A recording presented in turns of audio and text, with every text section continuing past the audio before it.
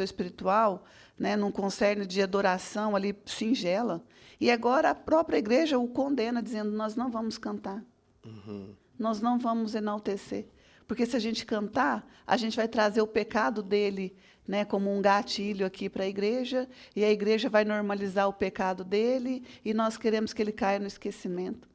Então, isso para mim é condenação, na minha humilde e burra visão. Isso já é uma condenação. Então, o fato de você estar perfeito e criar louvores e ser ungido, né, pelo Espírito Santo, muitos louvores nem passam na casa do Espírito Santo. Nós precisamos fazer um filtro aí também. Tem louvores que estão passando em outros cantinhos, mas não está passando no santuário lá do átrio, né? A gente precisa também ter essa capacidade de julgar, de ter essa peneira também, né? Então, sendo esse louvor, a gente consegue fazer um julgamento no bom sentido de críticas, dizer: esse louvor não é, né, dessa fase da pessoa que veio ao pecado, ou que caiu, ou que manchou a sua própria reputação. Ele não está manchando a reputação da igreja, ele está manchando a reputação da identidade dele, de quem ele é. E a igreja, às vezes, pega aquilo que o homem faz, a queda do homem, e transfere para a igreja. Quantos pastores, às vezes, caem, né, num pecado aí do adultério, da homossexualidade, ou abandona a família, ou faz qualquer ato que está sujeito também à queda, e as pessoas simplesmente o condenam, aprisionam, né, faz com que ele deixe o cargo, e aí essa pessoa não é tratada, não é cuidada pela igreja, não é mandado para uma terapia, não é mandado para um espaço de reflexão, um retiro espiritual, né, uma visão de restauração. Não há caixa nem na igreja para isso. Né? Então, a gente não tem esse cuidado, mas a gente tem nós somos ávidos na crítica, nós somos ávidos na condenação, nós somos ávidos na rejeição, mas não somos ávidos na misericórdia. Eu ouvi uma frase uma vez que dizia que a igreja é o único exército que deixa seus feridos para trás, né? Isso E é muitas triste, vezes isso é verdade, né? Infelizmente. né? E quando Deus diz não? Nós precisamos ser maduros também para entender os não de Deus. Então, essa é uma questão teológica muito delicada, né? Não precisamos afirmar que todo desejo não realizado foi um não de Deus. Existem coisas que simplesmente fazem parte da condição humana. Escolhas de outras pessoas, avaliar as circunstâncias, analisar as perdas, quais são as minhas limitações para eu alcançar esse desejo, né? Quais as circunstâncias que eu preciso avaliar, os acasos que isso vai me proporcionar diante dessa jornada, né? Quais as consequências que isso vai me trazer.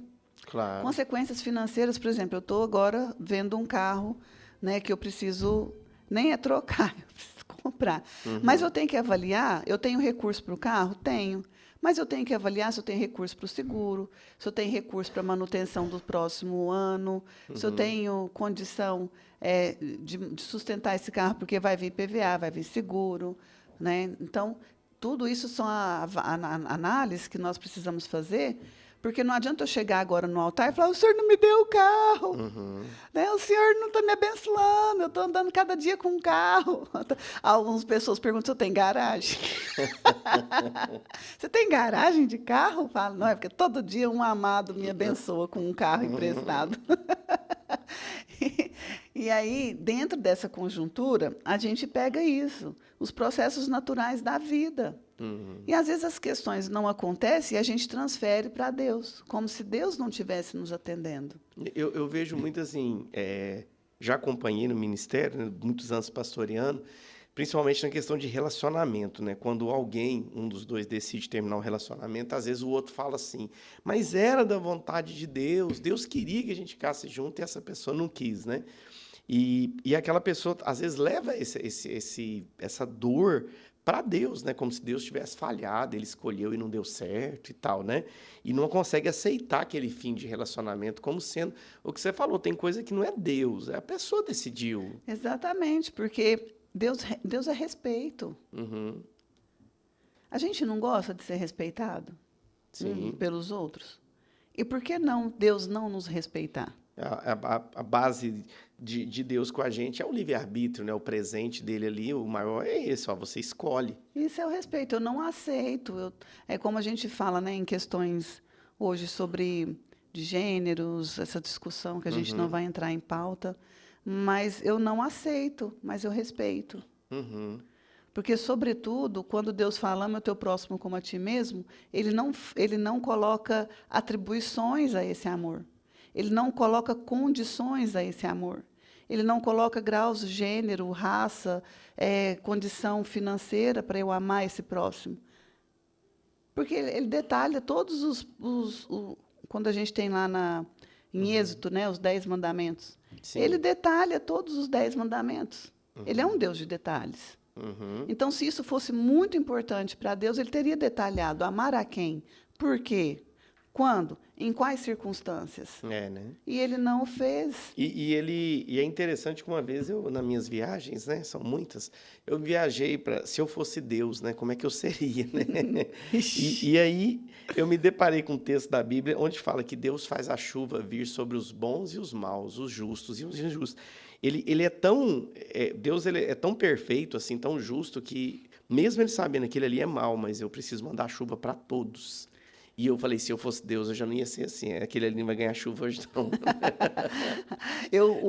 Se fosse Deus, o meu mundo ia ser um caos. Não queiram que a Kelly fosse o Deus. Ia ser um caos.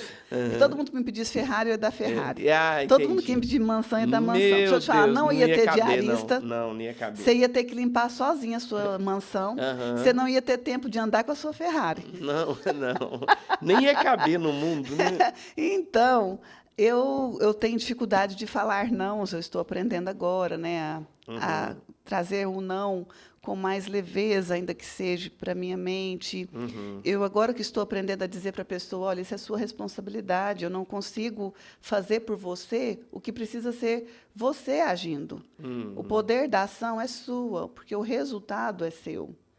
Então, eu, enquanto terapeuta, psicóloga, sexóloga, eu não posso tomar a ação em seu lugar. uhum, Né? Cabe a mim a fazer uma reflexão, uma análise, te ajudar uhum. a chegar no ponto de consciência, Sim. até que você se sinta seguro em fazer a ação, sem sentir o peso da culpa. Hum, E sentir a liberdade de viver uma vida com qualidade. Então, é isso que eu penso quando Deus respeita a decisão, seja de uma mulher ou seja do homem, na questão do casamento, que chega o ponto que alguém não está feliz, não está conseguindo fazer com que o outro sinta-se bem, e que tem ali alguns desvios de traumas e conflitos, sejam eles quais forem, nós não vamos julgar, até porque eu não entro em questões que eu não gosto de ser julgada. Então, eu uhum. não julgo ninguém justamente para não passar por essa situação, porque eu tenho um Deus juiz. Eu acho que é muito comum você ouvir a pergunta, né, Kelly? O que que você acha que eu tenho que fazer, né? E você não está nesse lugar de dizer isso, né? O que é que você tem que fazer, né? Ah, tá. Aham. Quando isso acontece muito dentro Muito, da né? clínica, quando o cliente, eu gosto de chamar de cliente, eu não chamo de Aham. paciente, Sim. porque paciente é do clínico geral, é do psiquiatra, né? Uhum. Então, quando o cliente chega para mim e fala, então, o que que eu faço? Uhum. Aí eu falo com ele, vamos fazer um plano de ação? Uhum. O que está doendo? Ai, me dói porque a pessoa não me ouve. Tá? Se a pessoa não te ouve, como que você está comunicando? Aí eu sempre volto para a pessoa, Uhum. porque eu preciso entender como ela é, para Uhum. entender como está o ambiente que ela faz parte. Uhum. Então, se eu estou comunicando, não, eu nem falo nada, porque eu fico no silêncio. Nó. Tá? Se eu estou no silêncio, como que a outra pessoa vai interpretar o que não está sendo dito? E como que você vai ser compreendido se você não está dizendo o que você precisa receber? Uhum. Então, quem que precisa mudar? Então, a sua dificuldade está em comunicar por medo de comunicar o que quer e perder? Uhum. Aí ele vai, de acordo com as perguntas que nós vamos fazendo, elaborando, ele Uhum. vai respondendo, escrevendo as suas respostas. Certo, ele vai encontrando o caminho ali. Exatamente. Aí, no final do ciclo que a gente faz da análise do pensamento dele, do sentimento e de suas emoções, aí a gente consegue elaborar o plano de ação dele. Uhum. Mas tudo veio dele. Uhum. tudo vem do próprio cliente. Nada é do terapeuta. Por isso que eu falo, busquem terapeutas bons. Tem bons terapeutas, né? Uberlândia tem profissionais maravilhosos, mas também tem aqueles profissionais que deixam a desejar. Então, cabe a cada cliente procurar bons profissionais para que eles tenham essa autonomia, para que eles sejam provocados, né? Porque uma terapia que não te provoca, que não te coloca diante do seu desafio, ela está deixando de cumprir o seu papel. Porque todo o tempo, se você pegar de Gênesis a Apocalipse, eu sempre cito de Gênesis a Apocalipse, é porque eu vejo tanto no Velho Testamento quanto no Novo Testamento o quão Deus nos provoca no Velho Testamento e o quanto Jesus nos provoca no Novo Testamento. Olha como que Jesus tratava os discípulos. Ele não dava resposta para tudo. Ele fazia eles pensarem. Sim. Eles faziam eles refletirem por si mesmos, porque também eu entendo que existe esse movimento. Eu estava até numa reflexão ontem muito linda com as minhas flores. Ai, a idade chegou. 45 e as flores. Sim. E aí eu vendo a beleza daquela orquídea, não é orquídea não, gente, desculpa. Eu comprei lá uma flor linda, quando ela abre, ela lembra a orquídea. E uma das pétalas, eu estou olhando para cima porque é o movimento que eu faço na minha mesa quando eu estou estudando, que ela fica acima de mim. E eu falo, Deus, que risquinhos mais lindos. Aí eu olho para a outra e falo, olha, é só uma das pétalas que tem os risquinhos. Ela abre, mas só uma das pétalas recebe os risquinhos. E aí eu falo, Deus, que grandeza de detalhes. Aí eu lembro, a minha mente me leva lá no útero de uma mãe, que o bebê está sendo tecido ali, né, por Deus. Cada célula, cada abertura de célula tem outros componentes, outros, né? A gente vê a nossa mão tanto risquinho, e eu penso, isso aqui deve ser um código, deve ser um mapa de Deus, para ele não se perder. E aí, sabe o que eu descobri ontem, num estudo que a gente está fazendo? Eu estou iniciando um estudo sobre astrologia também, eu comecei a ficar curiosa sobre os traços de personalidade, sobre essas questões, né, que por muito tempo a gente não estudou, porque a gente sempre correlacionou isso como algo de adivinhações, né, de outros estudos, enfim. Então, por curiosidade minha mesmo, eu estou vendo o que né, isso implica nos nossos traços de personalidade, temperamentos, enfim. E eu sou canceriana. Agora eu falo que eu tenho um signo de câncer. Entendi. Pensa, nossa, tanta coisa que bate. Né? Então, eu estava ali, naquele momento de reflexão com Deus, e falei, Senhor, nesse estudo está dizendo que na palma da mão... inclusive, a China, era sobre essa tecnologia, agora que a China implantou, que nós vamos pagar a conta. Em vez da gente fazer Pix com cartão, nós vamos fazer a leitura da palma da mão. A mão direita vai ser conta de crédito e a mão esquerda, débito.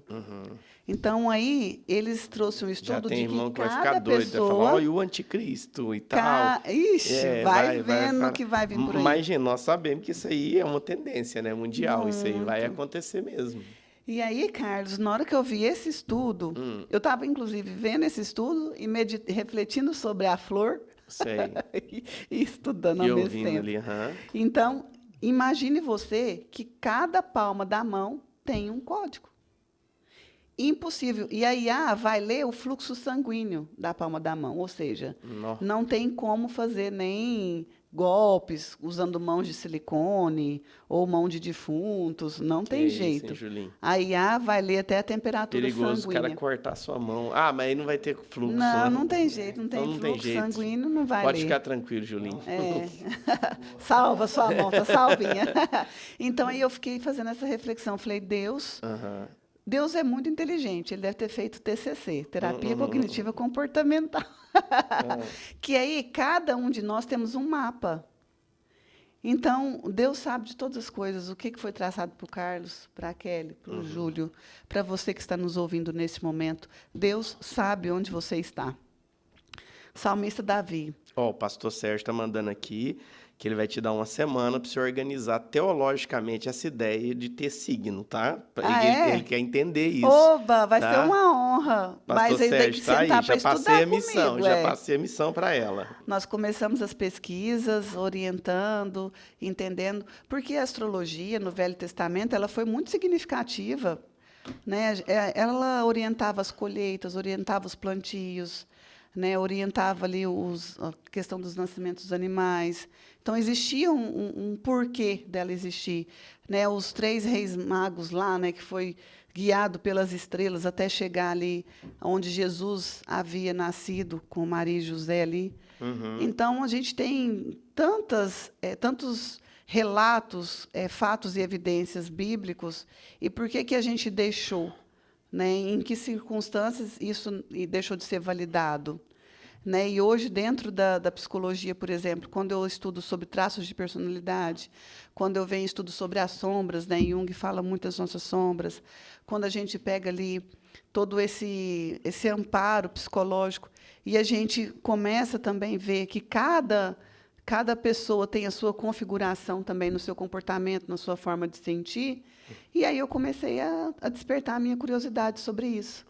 Né? E eu não quero ser limitada a nada, no sentido de não pode fazer porque alguém proibiu. Entendi. Né? Então, acho que isso é interessante, sim. Vamos lá, então, E mais uma missão. vamos lá, E né? aí, e os nossos abraços? Onde está a fé quando o desejo não acontece? Me fala você, como? Né? Quando um deseja nossa, quando deseja um filho e o filho não consegue. Uhum. Né? Quando luta por uma oportunidade e outra pessoa é acolhida. Onde está a fé? Talvez Deus não exista? Eu acredito que vou conseguir. E o que a gente precisa entender é que tudo isso passa a ser: eu acredito que minha vida continua tendo sentido, mesmo quando eu não consigo. Eu continuo orando, servindo a Deus, mesmo quando não sou atendida. Tem aquele louvor lá, que eu não sei o nome da autora, que fala: Deus me deu. No livro de Jó, né? Jó que fala isso. Deus me deu, Deus tirou, bendito seja o nome do Senhor. A Ele a honra, a Ele a glória. E Deus é Deus. Cumprindo ou não o meu desejo, Deus é soberano sobre a minha vida em todo o tempo. E dentro da psicologia, do cenário ali da clínica, eu estava participando de um estudo ontem com uma pessoa muito renomada, e a pessoa, ele tentando trazer uma reflexão sobre a pessoa que estava ali atribuindo tudo à igreja, né, no sentido de que agora que ela começou a se sentir amada, agora que ela começou a se sentir valorizada, porque ela teve um encontro com Deus. Mas ela não conseguia dizer que ela se amava, ela só conseguia dizer que Deus a amava. Então, a partir do momento que a pessoa consegue só entender que Deus a ama, mas ela não consegue dizer eu me amo, existe alguma distorção aqui também nessa visão. Então, a gente, dentro da psicologia, a gente trabalha esse viés de eu com Deus, Deus em mim. Né? Então, Deus vai estar em nós o tempo todo. Seja a gente chorando, seja a gente sorrindo, seja a gente no muito, seja a gente no pouco, Deus é Deus. É o que o Carlos acabou de dizer. Chove para o justo e chove para o injusto também, porque é o mesmo Deus. É o mesmo amor, a balança de Deus, ninguém tem ela, ninguém justifica a balança de Deus, nem um pastor, nem um padre, nem um líder religioso sabe explicar a medida e a régua do amor de Deus. Então, essa situação que muitas vezes as pessoas disciplinam as pessoas através do medo, coagindo, né, muitos fiéis. Se você não fizer isso, você vai para o inferno. Se você não fizer isso, Deus não vai te retribuir aqui. Se você não der o seu dízimo, você vai ser punido. O inferno vai entrar na sua casa, o inimigo vai levar a sua colheita. Calma. Deus não é isso. Deus não precisa disso para ter pessoas que o sigam. O céu é para quem quer, para quem entende a relação com Deus. Não precisa ser para todos. Então, nós precisamos ter essa consciência. Desejo realizado versus desejo não realizado. Quando o desejo se realiza? Quando o desejo não se realiza? Quando o desejo se realiza, nós agradecemos. Eu sou grata, sempre fui, né? Apesar de algumas situações, às vezes a gente aponta, fala, ó, aqui precisa melhorar. Não é porque eu ganhei uma porção que eu não preciso almejar 2 porções. E não é porque eu ganhei uma porção que eu vou deixar de desejar outra porção. E, às vezes, as pessoas não nos interpretam de alguma forma e nos colocam numa condição de não gratos. Então, aí eu volto para mim. Ou eu não estou me comunicando corretamente com essa pessoa, ou essa pessoa também não está se esforçando para escutar o que eu estou tentando dizer. Então, nós precisamos avaliar. Você falando das suas plantinhas, eu estava lembrando, tem uma primavera lá, e ela estava com as folhinhas dela assim, meio encroada, né? Falei, gente, tem que pesquisar que deve ser alguma praga e tal. Aí comecei a observar que não, ela fica encroada daquele jeito, para depois abrir um negocinho, depois ela abre uma flor. E eu quase vou pôr remédio, né, na plantinha desnecessariamente. Tudo porque eu não entendia como que ela funciona. E às vezes a gente é assim, né? A gente não entende o outro e fala, às vezes, né, coisas que não tem nada a ver, porque não parou para entender o outro. Exatamente. Isso que você falou é talvez assim a chave do dia. Parar. Nós não paramos para escutar. Nós não paramos para entender. Nós não paramos para esperar. Nós estamos vivendo um tempo em que nós queremos dar resposta para tudo. Nós queremos agir no lugar das pessoas em tudo. Sim. E nós não queremos esperar o tempo de cada um. E talvez você ainda foi até muito humano em querer pesquisar sobre outras pessoas teriam jogado ela fora. Já tá doente. Está doente. Morreu. Uhum. Né? Então, olha só como nós estamos vivendo hoje. E, pasme, nós estamos agindo dessa mesma forma com Deus. Nós não paramos para ouvir Deus, para escutar Deus. Nós não paramos para falar com Deus.